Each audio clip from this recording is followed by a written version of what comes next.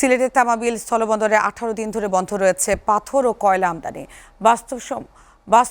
ব্যস্ততম এই স্থলবন্দরে পাথর কয়লা আমদানি বন্ধ থাকায় ব্যবসায়িক কার্যক্রমে স্থবিরতা নেমে এসেছে।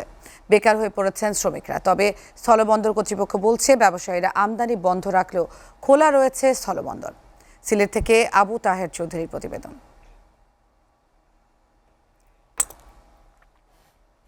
আবর্জনা সহ ওয়েজ স্কেলে কড়াকড়িতে ক্ষুব্ধ আমদানিকারকরা।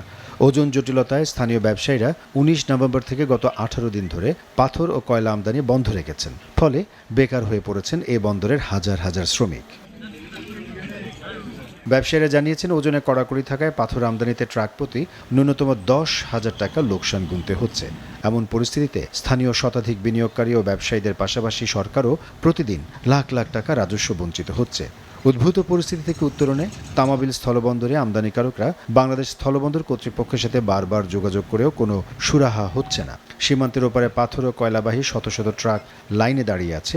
রপ্তানিকারকরা এসব পণ্যবাহী ট্রাকের ক্ষতিপূরণ দাবি করছে।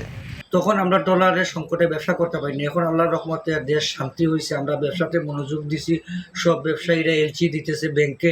শ্রমিকদের পক্ষ থেকে আমরা দাবি জানাচ্ছি যে অনতিবিলম্বে যাতে এই সমস্যার সমাধান করে তামাবিল স্থলবন্দর দিয়ে এই সকল প্রকার আমদানি এবং রপ্তানির কাজ চালু হয়। আজকে যদি মাল নামে ব্যবসায়ীরাও উপকৃত হবে, এই লেবার থেকে শুরু করে যারা সবাই উপকৃত হবে এবং সরকারও রাজস্ব পাবে। এদিকে স্থলবন্দর কর্তৃপক্ষ জানিয়েছে বন্দরের কার্যক্রম স্বাভাবিক রয়েছে। আমদানিতে ওজনে ছাড় দাবি করে ব্যবসায়ীরা পাথর আমদানি বন্ধ রাখায় এমন পরিস্থিতি সৃষ্টি হয়েছে।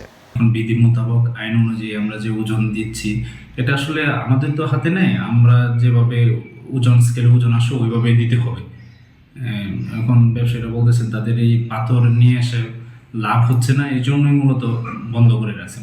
পাথর ছাড়া অন্য পণ্যের আমদানি রপ্তানি চললেও কার্যত অচল হয়ে পড়েছে স্থলবন্দরটি।